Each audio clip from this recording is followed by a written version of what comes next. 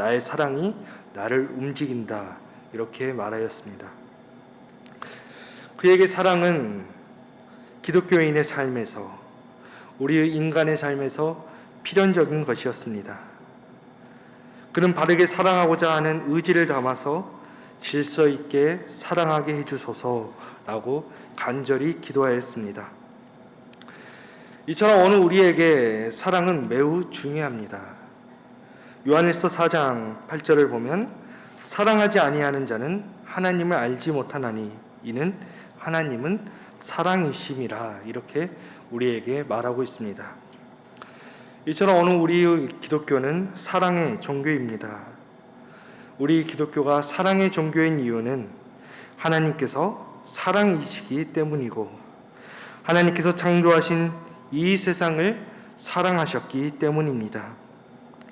그래서 요한복음 3장 16절을 보면 하나님이 세상을 이처럼 사랑하사 독생자를 주셨으니 이는 그를 믿는 자마다 멸망하지 않고 영생을 얻게 하려 하심이라, 이렇게 말하고 있습니다.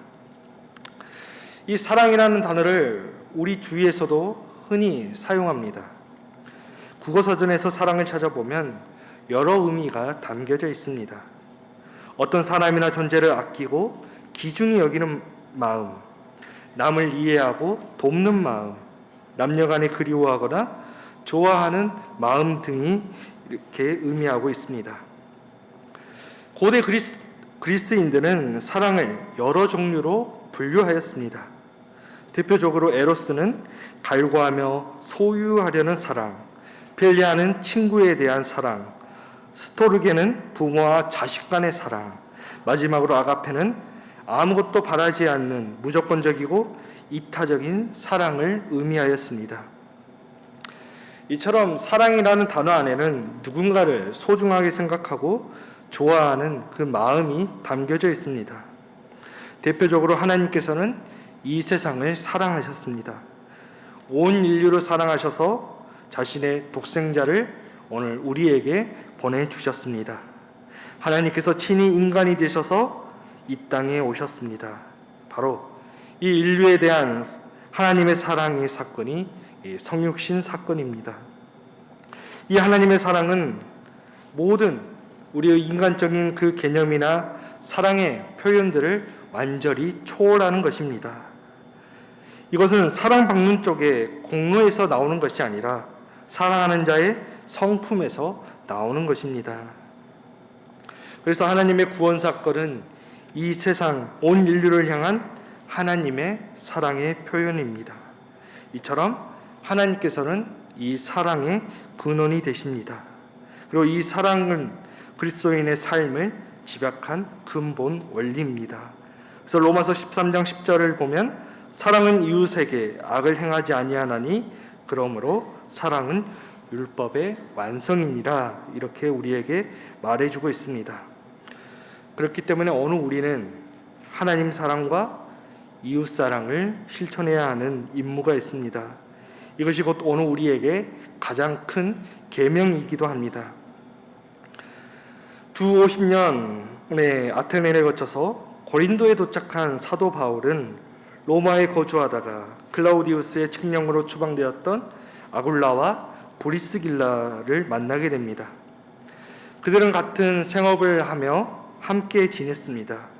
그들은 서로 믿음의 동역자가 되었습니다. 이들의 노력으로 많은 고린도 사람들이 예수님을 믿고 세례를 받았습니다. 그러나 이렇게 바울에게는 늘 좋은 일만 있었던 것은 아닙니다. 바울을 향한 시기와 박해도 존재하였습니다. 바울은 자신을 향한 이 박해에 위협을 느끼기도 하였지만 고린도에 머무르면서 복음을 전하는 데에 온 힘을 썼습니다. 고린도 교회 안에는 당시에 자유민으로 태어났던 사람, 노예의 신분에서 해방된 사람, 노예의 신분인 사람들, 이렇게 다양한 계층의 사람들이 함께 하였습니다. 그러나 이러한 사도 바울의 노력에도 고린도 교회에는 많은 문제가 있었습니다.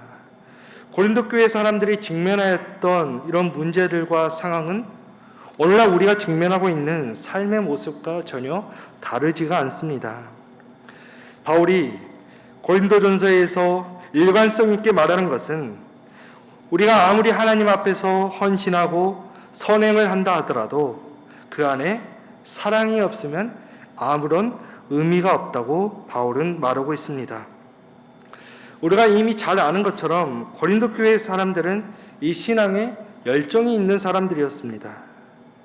그래서 그들은 늘 언제나 은사를 사모하였고 영적인 것을 언제나 사모하는 사람들이었습니다. 그래서 이 은사를 받는 것에 늘 그들은 적극적이었습니다. 열정적으로 은사를 구하였습니다. 그러나 이렇게 그들이 성령의 은사에 대해서 적극적이고 예민하였지만 그들은 이 진리의 뿌리를 둔 사랑에는 부족하였습니다.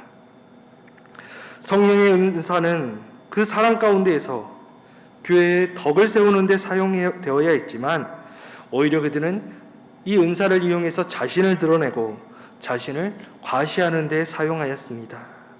이렇게 그들이 아무리 성령의 은사를 가졌을지라도 아직 성숙한 사랑을 가지지는 못한 것입니다. 오늘 우리는 이러한 모습이 우리가 속한 교회에 유익이 되지 못한다는 것을 너무나 잘 알고 있습니다. 이 모든 것들이 바로 하나님의 뜻을 거스르는 것임을 우리는 잘 알고 있습니다. 오늘 본문인 고린도전서 13장은 사랑장이라 불리우고 있습니다. 고린도전서 13장에서 바울은 이 사랑이 공동체에 필요한 최고의 덕목이라 생각하였습니다. 바로 사랑이 우리 그리스도인의 삶의 필수 조건이라 바울은 생각한 것입니다. 그래서 바울은 사랑의 이 중요성을 알려주기 위해 바로 사랑과 은사를 비교하고 있습니다. 먼저 사도 바울은 이 사랑에 대해서 말하기 전에 12장에서 여러 은사들을 설명하고 있습니다. 여러 은사들을 나열합니다. 고린도 교회 사람들은 자신들이 생각하기에 더욱 큰 은사를 탐하였습니다. 바울은 이러한 이들의 탐욕스러운 마음을 질책하였습니다. 아직도 여전히 육에 속한 사람으로 살고 이 사람들의 방식으로 살고 있다고 그들을 향하여서 바울은 질책하였습니다. 이런 고린도 교회 사람들에게 바울은 말합니다. 내가 사람의 방언과 천사의 말을 할지라도 사랑이 없으면 소리나는 구리와 울리는 꽹과리라 이렇게 말하고 있습니다. 여기서 방언과 천사의 말은 바로 이 고린도 교회 사람들이 특별히 좋아했던 성령의 은사였습니다. 바울은 말합니다. 아무리 사람의 방언과 천사의 말을 할지라도 거기에 사랑이 없다면 공허하게 울려 퍼지는 메아리가 될 뿐입니다. 당시에 이 진과 꽹과리는 이방 신전에서 사용하던 악기였습니다. 고린도 지역은 이방 종교의 중심지이기도 했습니다. 도시 여러 곳에 이방의 신상들이 있었습니다. 그렇기 때문에 자연스럽게 고린도 교회 사람들은 이 이방 종교에서 자유로울 수 없었습니다. 진과 꽹과리는 신의 관심을 끌거나 귀신을 쫓아내는 데 사용되었습니다. 또한 시끄럽게 울려 퍼지는 소음을 상징하기도 합니다. 바로 이러한 모습들이 당시의 이방 종교에서 흔히 볼 수 있었던 그들의 예배의 모습이었습니다. 바울은 고린도 교회 사람들의 그 사랑 없이 외쳐대는 방언의 소리가 이방 종교의 우상 숭배에 빗대어 말하고 있습니다.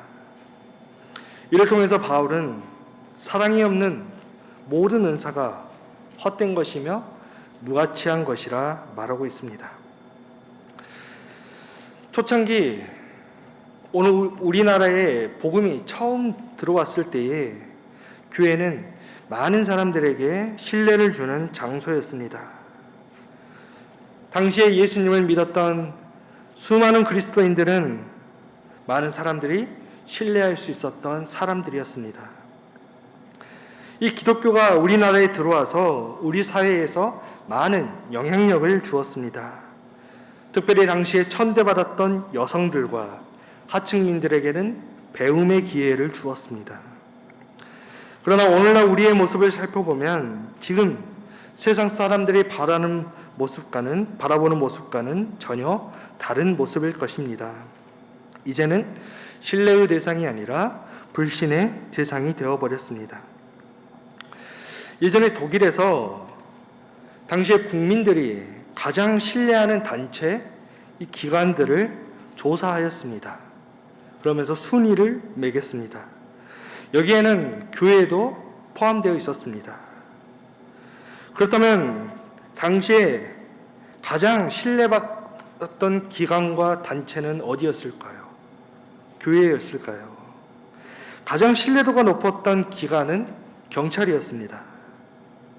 그리고 이 교회에 대한 신뢰는 해를 거듭할수록 점점 떨어지고 있는 현실입니다.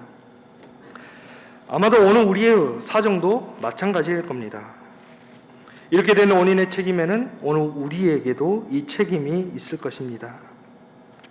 세월이 흐르면서 아마도 이 사랑을 잃어버리고 있기 때문일 것입니다. 이렇게 만약 오늘 우리에게도 사랑이 없다면 우리 역시도 고린도 교회 사람들과 같은 모습일 것입니다. 우리는 덕을 세우지 못할 것입니다.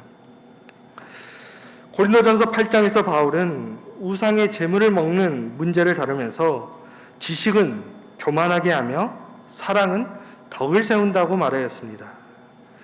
지식은 나를 우쭐하게 하지만 사랑은 반대로 공동체를 든든하게 세우고 다른 사람들을 세워준다는 것입니다.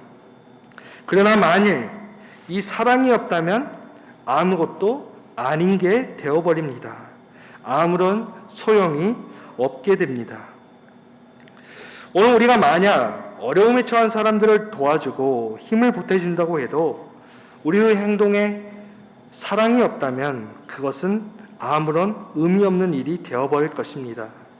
그저 행정적인 일에 불과할 것입니다. 우리는 사랑하지 않지만 사랑하는 척 행동할 수 있습니다. 이는 모두 자기 만족에서 비롯되는 행동입니다. 결국 이러한 행동은 끝까지 가지 못할 것입니다. 얼마 가지 않아 그 본 모습이 나오게 될 것입니다. 이렇게 사랑에서 우러나오지 않는 행동은 위선입니다. 오늘 우리가 다른 사람들을 속일 수는 있어도 우리는 하나님을 속일 수는 없다는 사실을 너무나 잘 알고 있습니다. 예수님께서는 하나님 사랑과 이웃 사랑을 늘 강조하셨습니다. 그래서 누가복음을 보면 선한 사마리아인의 비유가 등장합니다. 한 율법교사가 예수님을 찾아와서 어떻게 하면 내가 영생을 얻을 수 있는지 질문하였습니다. 예수님께서는 이런 율법교사의 의도를 이미 아시고 율법에 무엇이라 기록되어 있는지 물으십니다. 율법교사는 하나님을 사랑하는 것과 이웃을 나 자신처럼 사랑하는 것이라 말하였습니다. 그런데 자신의 이웃이 누구인지 묻는 그 율법교사에게 예수님께서는 선한 사마리아인의 비유를 말씀하셨습니다. 어떤 사람이 예루살렘에서 여리고로 내려가던 중 강도를 만납니다. 강도는 이 사람의 물건을 모두 빼앗고 그를 내버려 두고 그 자리를 떠나버렸습니다. 이때 세 사람이 순서대로 지나갑니다. 제사장과 레위 사람과 사마리아 사람이었습니다. 여기서 강도 만난 사람들을 도와준 사람은 바로 사마리아 사람뿐이었습니다. 하나님의 계명을 알고 있었던 제사장과 레위 사람은 강도 만난 사람을 못 본 채 하고 지나가 버렸습니다. 그러나 사마리아 사람은 그에게 자비를 베풀었습니다. 바울은 내가 예언하는 능력이 있어 모든 비밀과 모든 지식을 알고 또 산을 옮길 만한 모든 믿음이 있을지라도 사랑이 없으면 내가 아무것도 아니라고 그는 말하였습니다. 이처럼 오늘 우리에게 산을 옮길 만한 믿음이 있을지라도 사랑이 없으면 아무것도 아닌 것이 되어버립니다.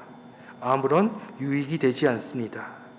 아무리 내가 그리스도인이고 내가 하나님의 백성이라 자부해도 내 안에 내 이웃을 돌보고자 하는 사랑이 없다면 아무런 유익이 되지 못합니다. 아무런 소용이 없습니다. 이기적이라는 말이 있습니다. 그 사전적인 의미는 자기 자신의 이익만을 꾀하는 것입니다. 반대로 이타적이라는 말은 자기의 이익보다는 다른 이의 이익을 더 꾀하는 것이라 말하고 있습니다. 오늘 우리의 신앙은 이기적인 신앙이 아닙니다. 바로 이타적인 신앙입니다. 우리 함께 오늘 본문 5절의 말씀을 함께 읽어보겠습니다.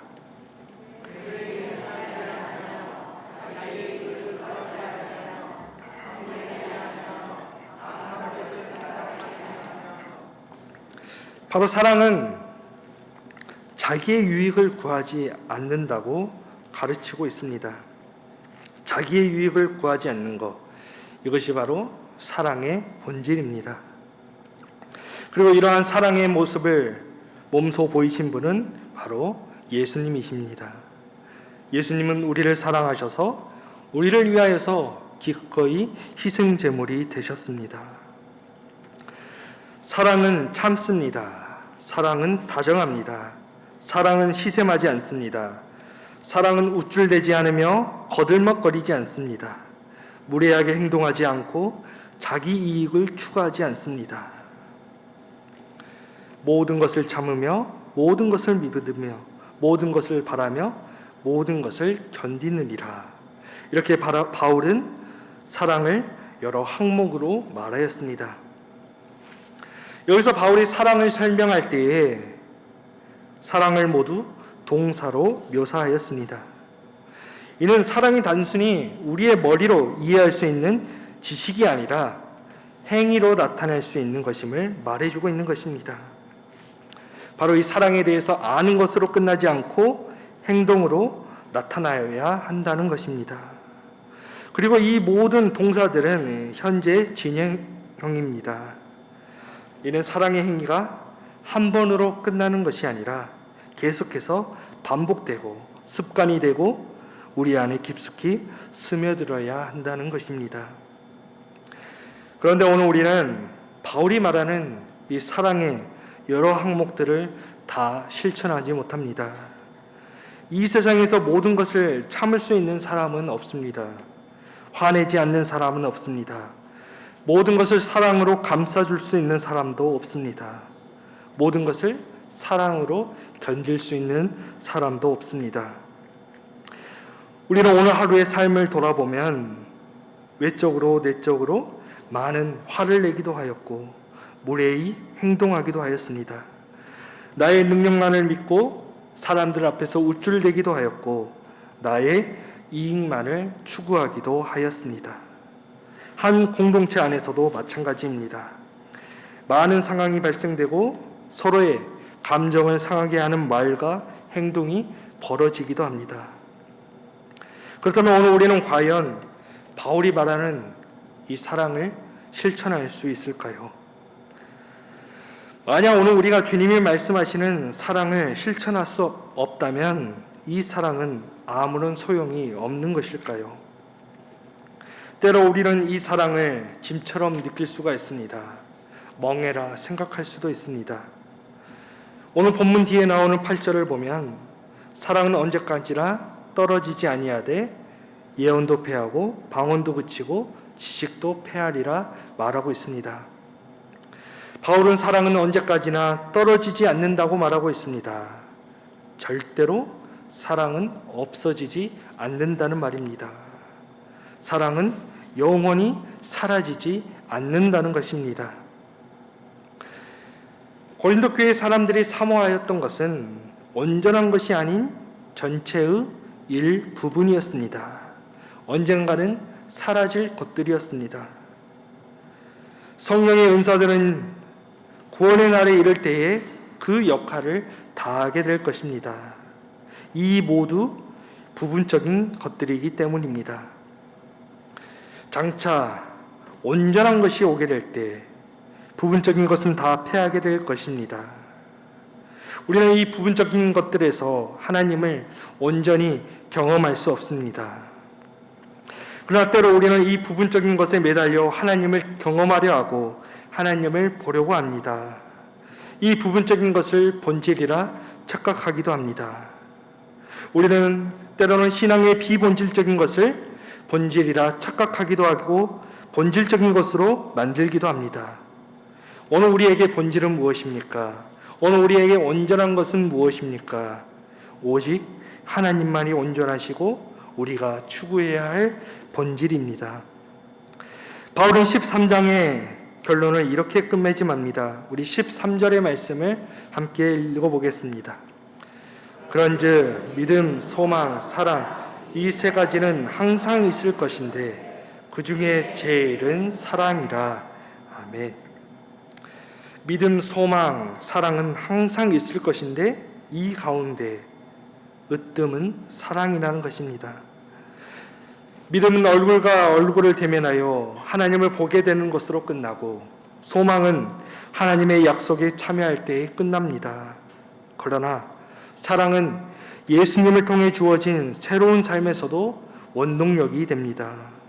모든 약속의 소망이 실현된 다음에도 이 사랑은 지속되기 때문입니다.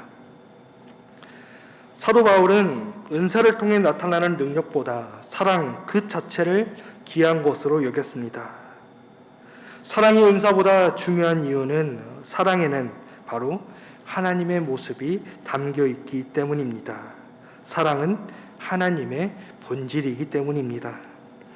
하나님께서는 각자에게 은사를 선물로 주셨습니다.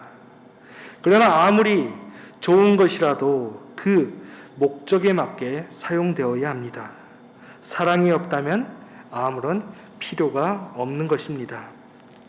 아무리 우리가 다른 사람들을 위해 희생을 하고 나의 모든 것을 내어줄지라도 그 안에 사랑이 없다면 울리는 꽹과리가 되고 아무것도 아니고 아무런 유익이 되지 않을 것입니다.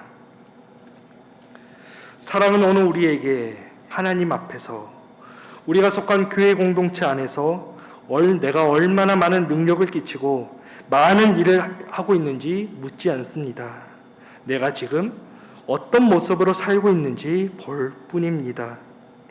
하나님께서 오늘 우리에게 원하시는 것은 하나님을 위하여서 오늘 우리가 대단한 일을 하는 것이 아닙니다. 하나님만을 사랑하고 내 이웃을 사랑하는 자가 되기를 하나님은 원하십니다. 사랑은 남을 위하고 공동체에 덕을 세웁니다. 사랑이 결여된 행동은 모두 무의미한 것입니다. 사랑은 어떠한 상황 속에서도 영원히 존재할 것입니다. 언제나 어떠한 상황 속에서도 주님의 계명을 지켜 서로 사랑하고 사랑으로 모든 것을 감싸주고 견뎌내는 삶을 사시는 우리 정읍중앙교회 성도님들이 되시기를 주님의 이름으로 축원합니다.